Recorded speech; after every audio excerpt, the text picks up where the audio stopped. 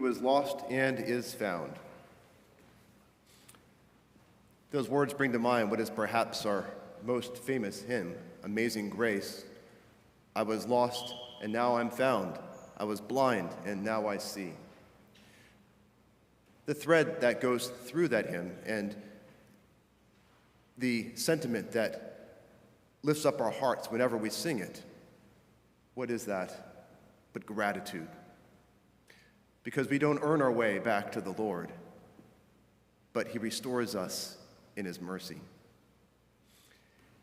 So today our theme of our retreat is spiritual warfare, specifically lessons from military warfare for spiritual warfare. How does that relate to this passage? Well, very clearly. Often when we think of spiritual warfare, we think of manifesting demons, spiritual attacks, the kinds of attacks that are invisible and make us shudder. How does that relate to this passage? Well, again, very directly. Because spiritual warfare is not always about the woo-woo, although that's real. But at its heart, it is not recognizing the enemy for who he is, which is the accuser. The accuser is the one who makes us feel condemnation. You can hear the gospel. You can be raised in the gospel. You can be a daily mass attender, but still be awash under the flood of condemnation. The enemy has a way of making it very difficult for us to hear the gospel because of that sentiment that he's able to inject in our minds. So our greatest warfare for it to be effective in any fight,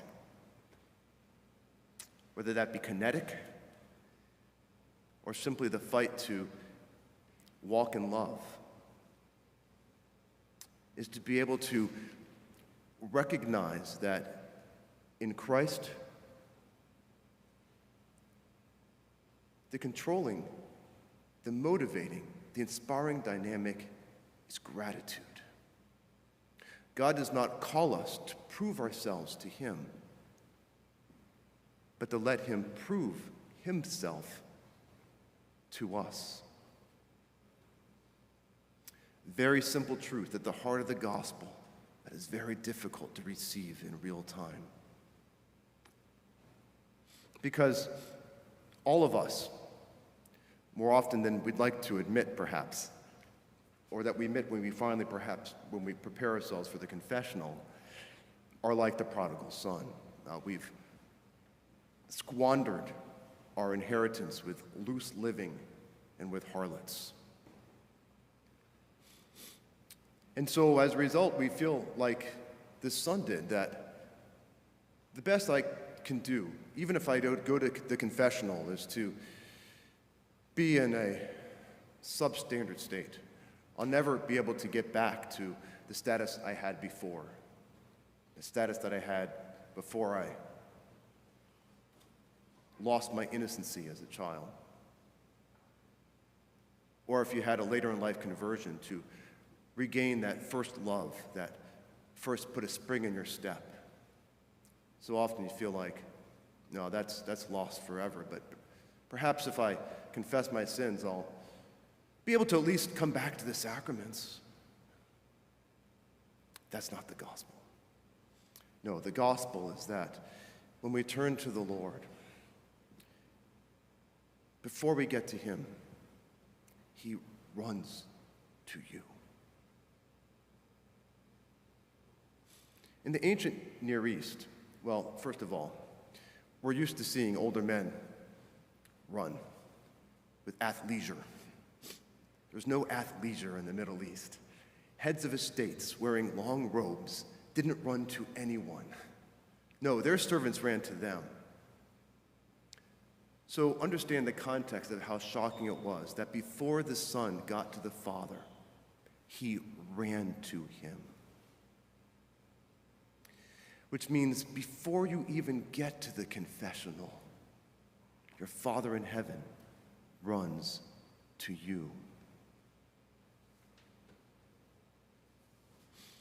And the reason being is because your elder brother is not like the elder brother in this story. No, the elder brother is the one who laid down his life for you. He took the consequence of your squandering. And he let others put him in a state where he didn't even have the pods for the swine to eat. And he allowed him to be more abased than you have ever been in this earthly life.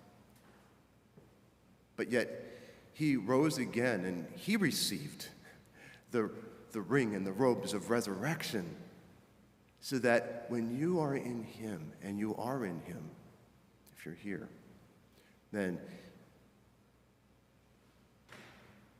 through the Father, he puts his ring and his robes on you.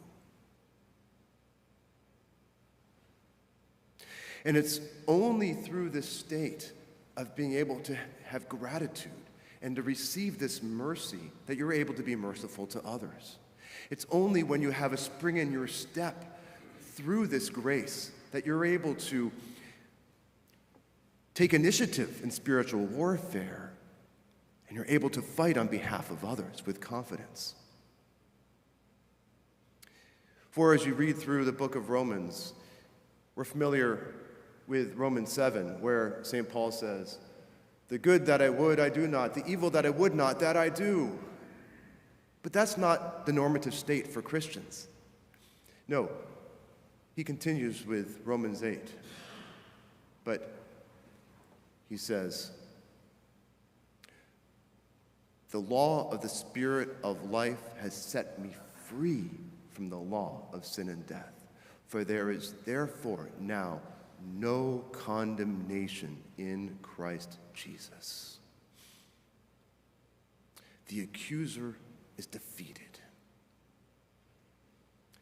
And it is with this confidence, with this sword, with this shield, with this heavenly armor, they are able to lead others out of the dungeon and into the glorious inheritance of the saints in light.